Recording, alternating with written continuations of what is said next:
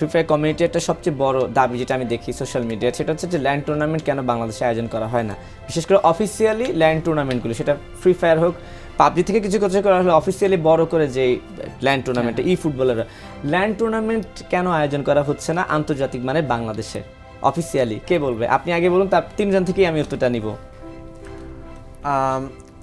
এখানে আসলে অনেকগুলো ফ্যাক্টর রয়েছে।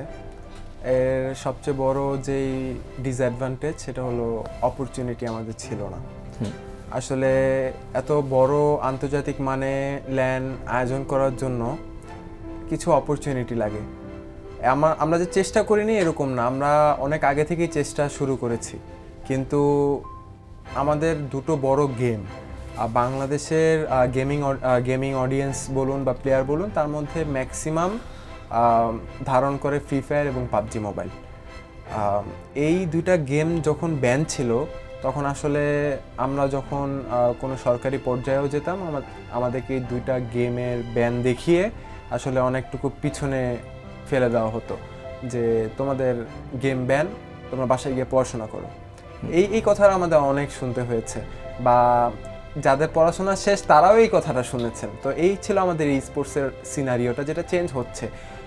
চেঞ্জ হতে হতে আমরা দেখেছি যে আমাদের অলরেডি অনেকগুলো ভেন্ডর অর্গানাইজেশন হয়েছে যারা এইরকম ইন্টারন্যাশনাল লেভেলে ল্যান আয়োজন করার ক্যাপাবিলিটি রাখেন।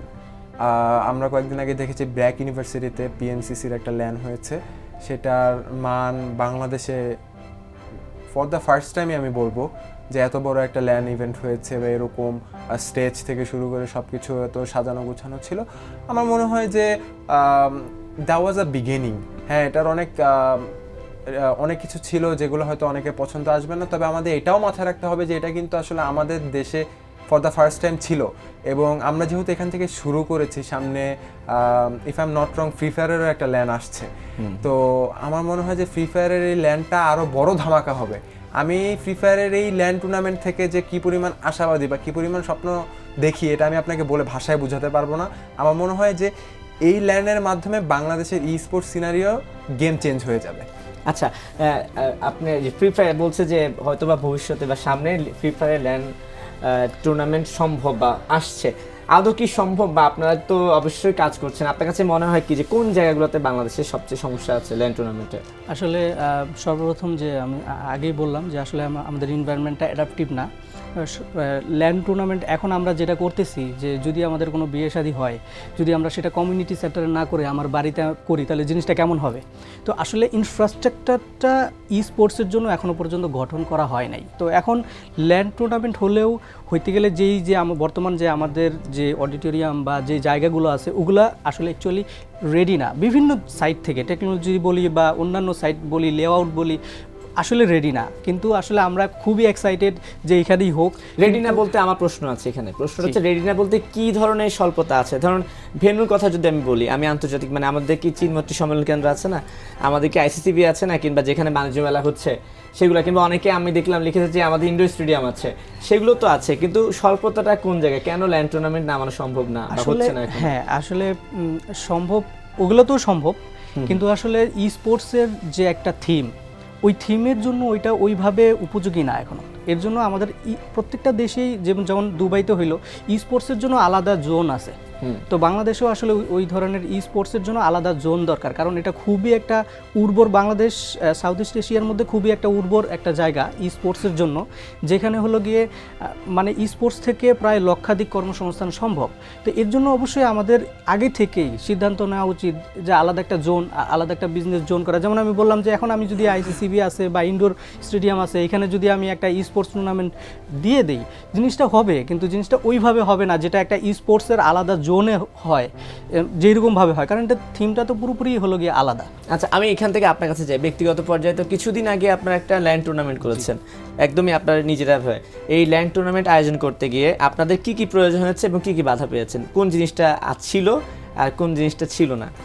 আচ্ছা, আমরা ই ফুটবল কাউন্সিল অফ বাংলাদেশ থেকে যে ল্যান্ডটা আয়োজন করেছিলাম ক্লাব ভিত্তিক বাংলাদেশের সর্বপ্রথম, এটা আসলে আমাদের জন্য একটা বড় চ্যালেঞ্জ ছিল, যেহেতু এইরকম বা এই পর্যায়ে ই ফুটবলে কখনো ল্যান্ড হয় নাই।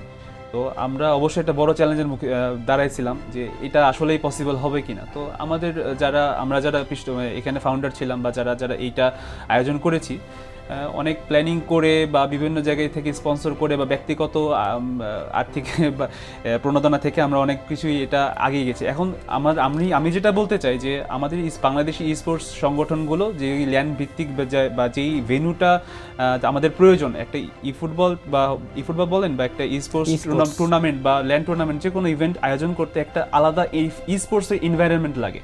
সেই এনভায়রনমেন্টটা বাংলাদেশে কোনো ভেন্যুতে এখনও ওইভাবে পৃথকভাবে আয়োজিত হয়েছে বলে আমার মনে হয় না। এটা গেল প্রথম কথা। দ্বিতীয় কথা হচ্ছে ইন্দোনেশিয়া, থাইল্যান্ড থেকে শুরু করে আরও অনেক কান্ট্রি আছে যারা স্পোর্টসকে অনেক স্পোর্টস না বলি, আমি বলি স্পেসিফিকভাবে ফুটবলকে বলবো, আর ফুটবলকে অনেক প্রায়োরিটি দেয় এবং অনেক প্রফেশনালি দেয়।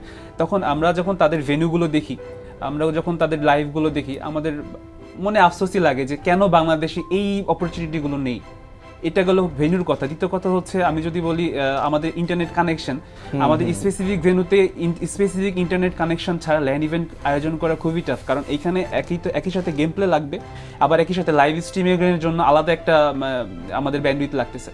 তো আলাদাভাবে লাইভ স্ট্রিমিংয়ের জন্য এবং হচ্ছে আমাদের যেই গেম প্লের জন্য সেই আলাদা ব্যান্ডউইথ যদি আমরা প্রোভাইড না করতে পারি ভেন্যুতে, it is very tough to manage football or anything sports tournament. So আমাদের এই দিকগুলোতেও নজর রাখতে হয়েছে। আমরা এটা অবশ্যই প্রবলেমে পড়েছি বিধায় আমরা হয়তোবা আমি এটা বলতে পারতেছি।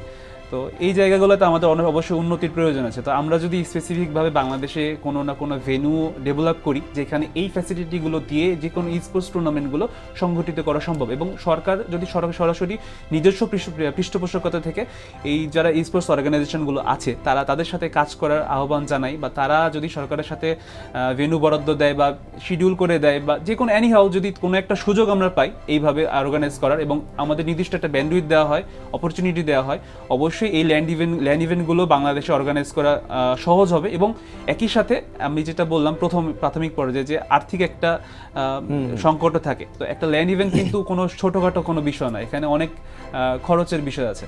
আপনি প্লেয়ারদের থেকে শুরু করে প্রাইজ মানি থেকে শুরু করে প্রতিটা স্টাফ থেকে শুরু করে খাবার দাবার থেকে শুরু করে যেহেতু একটা লং ডে ইভেন্ট, তো এইখানে অনেক খরচের বিষয় আছে। তো এইখানে যদি হচ্ছে আমাদের দেশীয় কোম্পানি, যেহেতু আমরা স্পোর্টস ডিভাইসগুলো ইউজ করি, তো ডিভাইসের বিভিন্ন কোম্পানি বা যদি কোনো সরকারি বলেন বা বেসরকারি বলেন, বিভিন্ন স্পোর্টস অর্গানাইজেশন থেকে অন্যান্য কোনো অর্গানাইজেশন যদি এখানে সরাসরি বিনিয়োগ করে, তো আমি আশা করি এই ইভেন্টগুলো আরো সহজতর হবে বাংলাদেশে আয়োজন করা। মানে মোট কথা হচ্ছে যে আসলে বাংলাদেশে ভেন্যু নেই, সোজা কথা স্পোর্টসের খেলার জন্য যে ধরনের ভেন্যু প্রয়োজন সেটা নেই, এবং সেই ভেন্যুতে পর্যাপ্ত একটা স্পোর্টস খেলতে গেলে আই থিঙ্ক একটা ভালো পিসি বা ফোন লাগে, তারপর হচ্ছে ইন্টারনেট সার্ভিসটা খুবই প্রয়োজন, সবচেয়ে বড় ব্যাপার হচ্ছে ভেন্যুটা, ফ্যাসিলিটিস, এবং সেখানে যেহেতু ব্রডকাস্টিং ব্যাপার থাকে, তারপর হচ্ছে ধারাভাষ্যের একটা ব্যাপার থাকে, অনেক কিছু মিলিয়ে একটা জিনিস হয়।